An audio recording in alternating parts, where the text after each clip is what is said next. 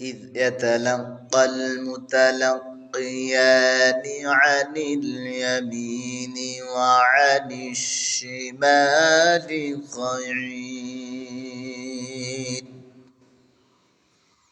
ما يلفظ من قول إلا لديه رقيب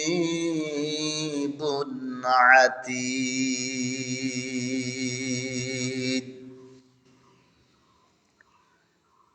إذا تلقى المتلقيان عن اليمين وعن الشمال قعيد যখন দুজন ফেরেশতা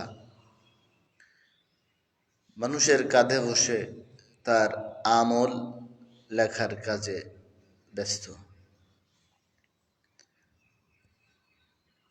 মা ইয়ালফিযু মিন কাওলিন ইল্লা লাদাইহি রাকীবুন আতীদ। মানুষ যা উচ্চারণ করে তাই লেখার জন্য তার কাঁধে দুজন ফেরেশতা সবসময় অপেক্ষা করে।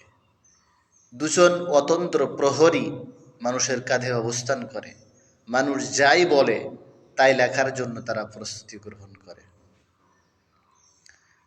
সম্মানিত হাজিরিন, সম্মানিত ভিউয়ার্স, আপনি আমি যে কর্মই করি না কেন, আপনার আমার ডানে বামে কিরামান কাতিবিন সম্মানিত দুজন লেখক দ্বয় আল্লাহ তাআলা প্রেরণ করেছেন। ডান কাঁধে একজন, বাম কাঁধে একজন। তারা সার্বক্ষণিক আল্লাহ তাআলার নির্দেশ আদেশ ফলো করার জন্য তারা সার্বক্ষণিক অবস্থান করেছে। আপনি আমি মা ইয়ালফিযু মিন কাওলিন ইল্লা লাদাইহি রাকীবুন আতীদ, আপনি আমি যাই বলি না কেন, আপনার আমার প্রত্যেকটা কথা, আপনার আমার প্রত্যেকটা কাজ তারা লিপিবদ্ধ করার জন্য অতন্ত্র প্রহরী, সার্বক্ষণিক জাগ্রত প্রহরী তারা দায়িত্বে নিয়োজিত আছেন আপনার আমার সমস্ত আমল লিপিবদ্ধ করার জন্য। فأما من أوتي كتابه بيمينه فسوف يحاسب حسابا يسيرا। সম্মানিত ভিউয়ার্স, কিয়ামতের ময়দানে যখন বান্দার আমলনামা ডান হাতে দেওয়া হবে, তখন তারা সেখানে দেখতে পাবে ফামান ইয়ামাল মিসকালা যাররাতিন খায়রান ইয়ারা ওয়া মান ইয়ামাল মিসকালা যাররাতিন শাররান ইয়ারা, যে তাদের আমলনামায় সামান্য পরিমাণ ভালো কাজও বাদ যায় নাই, আবার সামান্য পরিমাণ একেবারে ক্ষুদ্রাতি ক্ষুদ্র ক্ষুদ্র কাজও সেখানে বাদ যায় নাই। ঠিক তদ্রূপ যখন আমলনামা বাম হাতে দেওয়া হবে, তখন তারা আমলনামা হাতে পেয়ে দেখবে যে সেখানে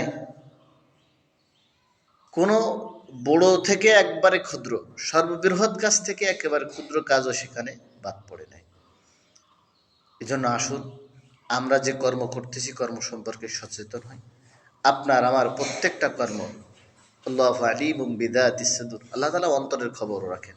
আপনি আমি অন্তরে কি পরিকল্পনা করতেছি সে সম্পর্কেও আল্লাহ তাআলার ধারণা আছে। আমরা মনে করতেছি রাতের আধারে করতেছি, আল্লাহ তাআলা দেখছেন না, দুনিয়ার কেউ দেখতেছে না, কিন্তু অবশ্যই আল্লাহ তাআলা আপনার আমার অন্তরের খবরও জানেন এবং প্রত্যেকটা বিষয় সম্পর্কে আল্লাহ তাআলা সচেতন, সম্যক জ্ঞান আল্লাহ তাআলা রাখেন।